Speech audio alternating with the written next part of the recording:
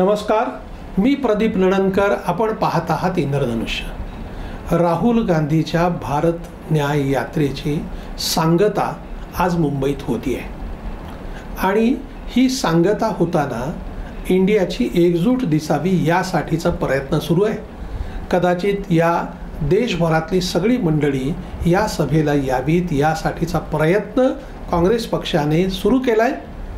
मग ममता बॅनर्जी असतील, अरविंद केजरीवाल असतील, पंजाबचे मुख्यमंत्री भगवंत मान असतील, अशा सगळ्या मंडळींना निमंत्रण देण्यात आलं आहे. कळेल संध्याकाळपर्यंत काय होणार आहे, या सभेला कोण कोण उपस्थित राहणार आहेत, पण जंगी तयारी काँग्रेसने केली आहे. आता बघा, निवडणुका लागल्या आणि आज त्या घोषित झाल्या पण कालच.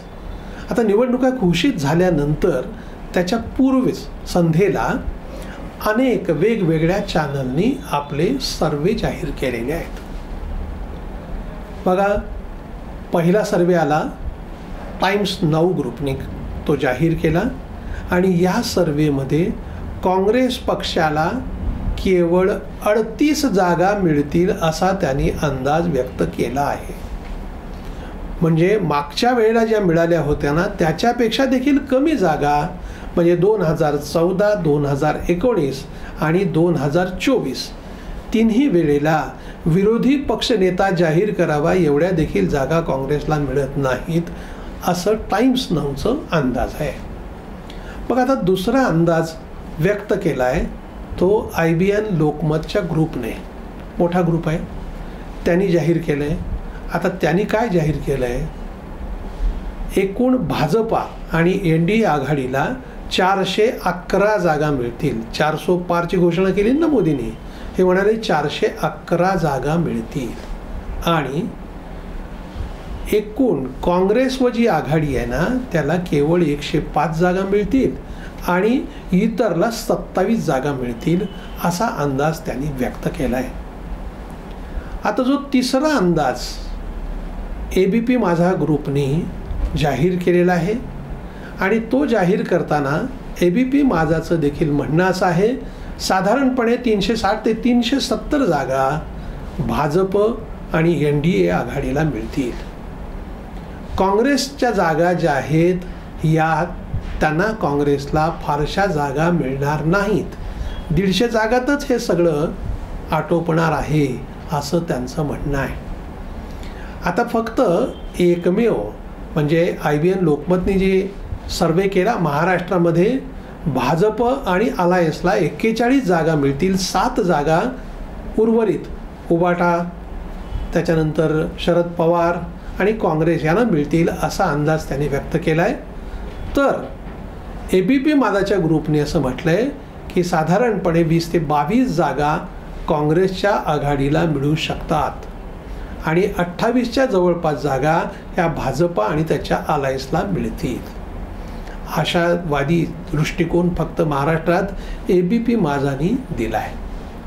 पण देशात कुठेही आत्तापर्यंत आलेले जे सर्वे आहेत कोणीही असं म्हटलेलं नाही की भाजपा आणि NDA आघाडी ही अल्पमतात येईल, पंतप्रधान इंडियाचा होईल असं अद्याप कुठल्याच सर्वेनी म्हटलेलं नाही.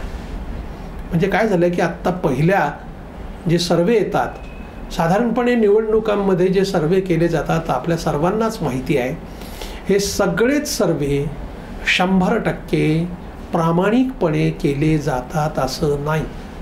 कारण ह्या सर्वेचा खर्चाचा विषय आहे. अशा अनेक गोष्टी अशा आहेत की हे स्पॉन्सर सर्वे असतात, कारण त्याला मोठा खर्च असतो आणि त्यामुळे आत्ताच्या आलेल्या सर्वेवरती एखादा जण म्हणू शकतो की हे स्पॉन्सर सर्वे असल्यामुळे आणि आर्थिक ताकद भाजप आणि अलायन्सकडे असल्यामुळे आत्ताचे सर्वे हे मोदींना अनुकूल असावेत.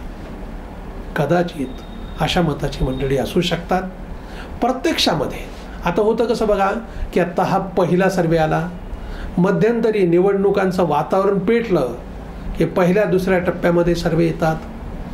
मग निवडणूक मतदान झाल्यानंतर मतमोजणी होण्या अगोदर पुन्हा जाहीर होतात. आता ह्यातले कसे कसे बदल होतील, कुठं कुठं काय काय होईल, हा एक औत्सुक्याचा विषय असतो. आणि आपण काही निवडणुकामध्ये बघितलं आहे की या सर्वेचे अंदाज एकीकडे, प्रत्यक्षात निकाल दुसरीकडेच. अगदी 4 राज्याच्या निवडणुका झाल्यानंतर कोणीच असं म्हटलेलं नव्हतं की मध्य प्रदेशमध्ये भाजपचं सरकार येईल. राजस्थानमध्ये भाजपचं सरकारांचा थोडा बहुत अंदाज होता, पण मध्य प्रदेश मात्र कोणीच म्हटलेलं नव्हतं. सगळ्या चॅनलवाल्यांचा अंदाज पोल ठरला. त्यामुळं हे जे सर्वे ते कितीही म्हणत असले की आमचे हे शास्त्रोक्त सर्वे आहेत, अमुक आहे, आणि आत्ता ते भाजपच्या बाजूनं आले म्हणजे खरे आणि भाजपच्या विरोधात गेले म्हणजे खोटे असं समजण्याचं कारण नाही. आता हे जे सर्वे येतात त्याची पण पद्धती आहे. हे काही सगळंच अंदाजे पण जे असतं असं नाही. पण आत्ता सुरुवातीला असणारी लोकांची मतं ते निवडणूक प्रचार सुरू झाल्यानंतर ती तशीच राहतील याची शाश्वती देता येत नाही. अनेक गोष्टी होत असतात, त्यात बदल होत असतात. पण पहिल्या टप्प्यात आलेल्या सर्वेमध्ये कुठंही कोणीही असं म्हटलेलं नाही की काँग्रेस आणि त्यांचा अलायन्स याला बहुमत मिळेल. सध्या तरी मोदीवरती विश्वास दाखवला जातोय. प्रत्यक्ष प्रचाराची मोहीम राबवणं सुरू झालं, प्रक्रिया सुरू झाली, त्यावेळेला काय काय चित्र होतं आणि पुन्हा लोकांचे काय काय अंदाज येतात हे बघणं आपल्याला औत्सुक्याचं ठरणार आहे. आज संध्याकाळी होणारी जी राहुल गांधीची मुंबईतली सभा आहे त्या सभेकडं मात्र सर्वांचेच डोळे लागून असणार आहेत. राहुल गांधी नेमकं काय बोलतात, ते सावरकरावर टीका करतील का, ते काहीतरी वेगळं बोलून बसतील का, आणि मग भाजपच्या हातामध्ये आयतं कोलीत सापडेल का, असेही सगळे मुद्दे लोकांच्या दृष्टीने औत्सुक्याचे आहेत. धन्यवाद. आपल्याला हा जर व्हिडिओ आवडला असेल तर तो लाईक करा, फॉरवर्ड करा व सबस्क्राईब करा.